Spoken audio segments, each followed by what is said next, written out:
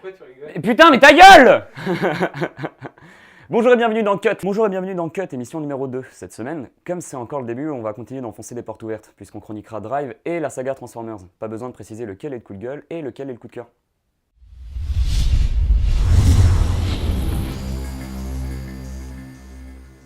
Attention, film culte. Et pourtant, il n'est sorti qu'il y a 3 ans, mais a d'ores et déjà marqué l'histoire du cinéma. Rien que ça. Nous parlons bien sûr de Drive de Nicolas Winding Refn, avec entre autres Ryan Gosling et Carey Mulligan, et tout un casting secondaire 3 étoiles.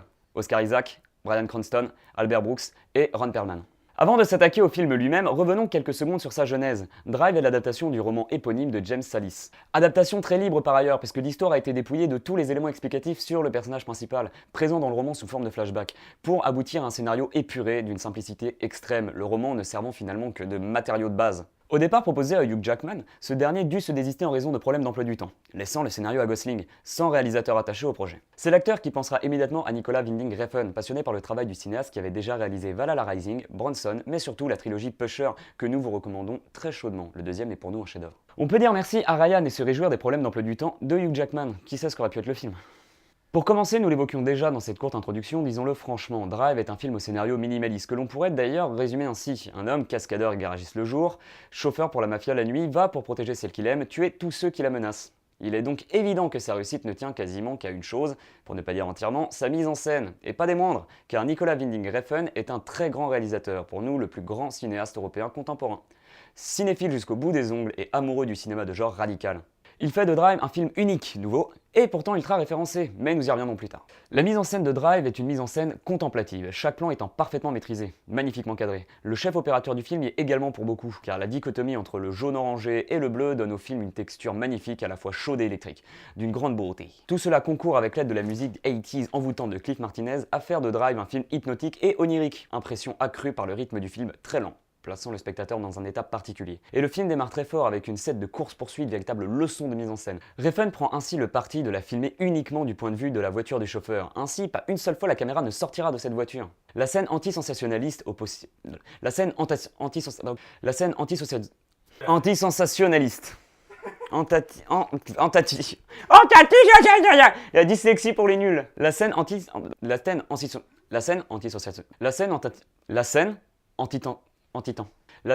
antisensationnaliste au possible, mais modèle de suspense magnifiquement rythmé par la légère pulsation rythmique de la musique des Chromatics, dure une dizaine de minutes, prenant ainsi tout son temps et installant d'emblée l'atmosphère du film. Elle s'achève sur une astuce très maligne superbement amenée que nous ne révélerons pas. Pour ceux qui n'ont pas vu le film, vous comprendrez pourquoi Ryan Gosling met la radio. Autant dire qu'une scène pareille pour ouvrir un film, ça calme et ça annonce la couleur. Bleu orangé. On sait que ce n'est pas... Autant dire qu'une scène pareille pour ouvrir un film, ça calme et ça annonce la couleur. On sait qu'on n'est pas devant un petit film. Mais Drive est un film à la symbolique forte, une sorte de conte de fées des temps modernes si l'on veut. L'histoire d'un pro-chevalier qui vient au secours d'une demoiselle en détresse. Il est assez clairement divisé en 2 parties qui d'ailleurs sont pratiquement égales en durée. La première nous plonge dans un univers assez angélique, lumineux, suspendu, idyllique, alors que la deuxième partie, à partir du braquage, est cauchemardesque, noire, ultra-violente, empruntant à la radicalité et à la brutalité sanglante du cinéma coréen. Ce basculement inattendu donne toute sa singularité au film. Alors qu'on s'attend à une histoire relativement douce, plus ou moins convenue, une romance à la limite du gnangnan, il suffit de voir les premières scènes entre Ryan Gosling et Carey Mulligan qui pourtant ne franchissent jamais la limite du ridicule, surgit un basculement d'une violence ahurissante, une première tête explosée, puis 2, et on passe sur les autres scènes gore, transformant le rêve en cauchemar sanglant. Ce double aspect dans le film est à l'image de la double personnalité du héros, sorte de loup-garou dont on assiste à la transformation durant cette scène d'ascenseur où l'on passe du moment le plus érotique du film au moment le plus violent en quelques secondes. Témoin de la délivrance au cours de cette scène, de la part sombre de la folie meurtrière de celui qu'elle aime, Carey Mulligan reste pétrifié d'horreur. Cette scène d'ascenseur brillante, hallucinante est probablement une des plus grandes scènes de film de ces dernières années. Et on pèse nos mots, hein. On ne la détaillera pas plus que ça pour laisser intact aux spectateurs qui ne l'auraient pas vu leur très probable stupéfaction. Mais au-delà de toutes ces qualités, Nicolas Winding Refn a réussi un tour de force plus admirable encore, la création d'un personnage instantanément culte et ultra référencé, parfaitement incarné par Ryan Gosling. On peut le retrouver dans les westerns de Sergio Leone, la trilogie du dollar où il était une fois dans l'Ouest, ou de Sergio Corbucci, Le Grand Silence, mais aussi chez Melville dans Le Samouraï. Bref, un personnage mythique qui revêt des costumes différents. Ici, le style Gosling, c'est le blouson satiné sur lequel est brodé le célèbre scorpion du Scorpio Rising de Kenneth Anger, les gants en cuir, les jeans et t-shirts moulants, et surtout le cure-dent au coin de la bouche, et bien sûr la voiture. Ajoutez à cela la mise en scène de Refn. Ajoutez à cela la mise en scène de Refn. Des Refn. De Refn Der Refn. Ajoutez à cela la mise en scène de Refn et vous obtenez un personnage iconique qui a quand même vachement la classe. On peut s'amuser à relever toutes les autres références tant elles sont nombreuses. Michael Mann, la typo rose bonbon de police fédérale Los Angeles, l'onirisme de David Lynch période néo-noire et la musique très 80s. Mais la force de Nicolas Winding Refn n'est pas de s'appuyer sur toutes ces références cultes, mais au contraire de les digérer pour mieux se les approprier et créer un film d'un genre nouveau. Il n'est donc absolument pas nécessaire de les connaître pour apprécier le film. Mais les cinéphiles qui les auront repérés n'en seront plus contents. Pour résumer très rapidement, grâce à la mise en scène, au symbolisme du film, à la façon qu'a Refn de s'approprier des références et j'en passe, grâce à tout cela et bien d'autres choses encore, Drive est pour nous un chef-d'œuvre du cinéma, n'ayons pas peur des mots. Bon bah Drive est un chef-d'œuvre, donc 10 sur 10, pas surprenant. Mais maintenant on va tirer un coup de plus sur l'ambulance et on attaque Transformers.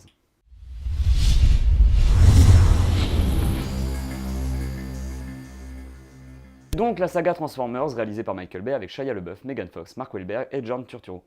Nous l'avons déjà évoqué dans notre précédente vidéo, la vision des chiffres du box-office de l'année dernière nous a un petit peu effarés. Ainsi, on pouvait trouver dans le merveilleux classement des films comme Lucy, Ninja Turtle, des Amazing Spider-Man et des Marvel en veux-tu en voilà. Mais tous ces noms-là ne sont guère surprenants. Celui qui nous a le plus frappé, et désolé, c'est Transformers, l'âge de l'extinction, trônant au sommet du classement avec des recettes dépassant le milliard de dollars. On pouvait penser que cette suite serait la suite de trop, que peut-être les gens se lasseraient, que ceux qui allaient plus jeunes voir des robots se foutre sur la gueule auraient bien grandi. Bref, on cherchait des excuses. Et on avait toutes les raisons de penser que Transformers c'était déjà un gars, que les gens en avaient marre, etc. Il n'en est rien et face à ce terrible constat pour nous, on s'est dit qu'on ne pouvait pas ne pas réagir. C'est donc l'occasion de chroniquer non sans une certaine exaspération toute la saga Transformers, celle qui a engrangé pas loin de 4 milliards de dollars de recettes en tout. Et on est modeste, on ne compte pas les produits dérivés, et qui malheureusement semblent bien partis pour durer. Bon, disons-le franchement, les Transformers, objectivement, ce ne sont pas des bons films. Même si l'on peut parfois avoir un petit plaisir coupable à regarder de gros robots qui se tapent dessus et des bâtiments explosés, nous avons déjà expliqué dans notre précédente vidéo que le divertissement n'excusait pas le film de sa nullité. Ce n'est pas parce qu'un film est divertissant qu'il peut se permettre d'être nul. Du coup, faisons un rapide inventaire de ce qui nous dérange dans Transformers. Un manichéisme bêta, le scénario tellement improbable à la fin qu'il ne fait que provoquer le soupir du spectateur à force d'enchaîner les justifications, les bleuettes ridicules pour ados attardés avec Shia LaBeouf sur fond de musique rock toujours pour ados attardés, la façon que Michael Bay a de filmer les femmes, ou surtout leur cul. Si nous étions de mauvaise langue, on pourrait dire que ça confine à la misogynie, mais nous ne le sommes pas. La mise en scène faisant parfois penser à un grand spot publicitaire, on passera sur les placements de produits tant il est sidérant, et croyez-nous, il n'y a pas que des marques de voitures. Les blagues graveleuses d'une ado beauf de 15 ans tout droit sorti d'American Pie, un patriotisme et une gloire à l'armée à se gerber sur les genoux, on s'arrête là parce qu'on pourrait vraiment y passer des heures. Mais quand même, on a aussi le droit de se désoler des présences de John Turturro et de Francis McDormand. Turturro de Totoro, tu sais, tu connais le manga Totoro. Mais quand même, on a aussi le droit de se désoler des présences de John Turturro et de Francis McDormand, à croire que Michael Bay a le même directeur de casting que les frères Coen, ainsi que de celle de John Malkovich et même Buzz Aldrin dans son propre rôle, qui fait une courte apparition dans le 3. Bref, devant un tel triste spectacle, nous avons pris la décision d'écrire une lettre ouverte à Michael Bay avec l'espoir, très réaliste bien sûr, qu'elle parvienne un jour à ses oreilles assourdies par le bruit des explosions de ses films. Bon allez Clément, à toi l'honneur, depuis le temps que t'en rêves. Allez, bande noire. Musique. Cher Michael, nous nous permettons de t'écrire après avoir pris connaissance, avec un certain effroi, nous devons bien te l'avouer, du fait que le dernier volet de ta saga à succès Transformers avait dépassé le milliard de dollars de recettes, faisant de lui le plus gros succès du cinéma mondial de l'an dernier. Tu te demandes peut-être pourquoi toi en particulier, après tout, nombre de films de la même trempe ont pratiquement le même succès. Eh bien, disons-le tout de suite Michael, pour nous, tu es une icône, une sorte de gourou indépassable d'une société du spectacle de consommation avilissante, stéréotype du réalisateur de blockbuster bourrin crétin. Mais nous tenons d'abord, pour être honnête, à saluer ton génie créateur, car quant au générique de tes films, on lit, avec un léger sourire en coin nous l'admettons, le groupe de mots en association avec Hasbro, nous nous demandons encore comment t'est venue cette idée visionnaire d'adapter sur grand écran des histoires de petits jouets en plastique pour enfants de 6 ans. Nous savons que tu as aussi produit récemment l'excellent Battleship, qui offrait très généreusement un petit rôle essentiel au Kudriana, adaptation du célèbre jeu de société La Bataille Navale. Nous attendons donc avec impatience et curiosité tes adaptations du Monopoly et du Puissance 4, qui sait ce que tu pourrais bien en faire.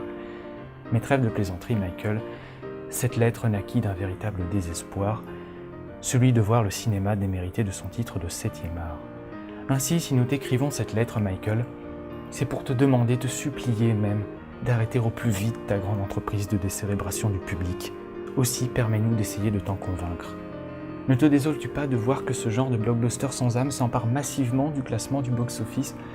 Le problème, Michael, entendons-nous bien, ce n'est pas l'existence de ce genre de film. Après tout, nous n'avons pas à imposer nos goûts personnels au monde entier.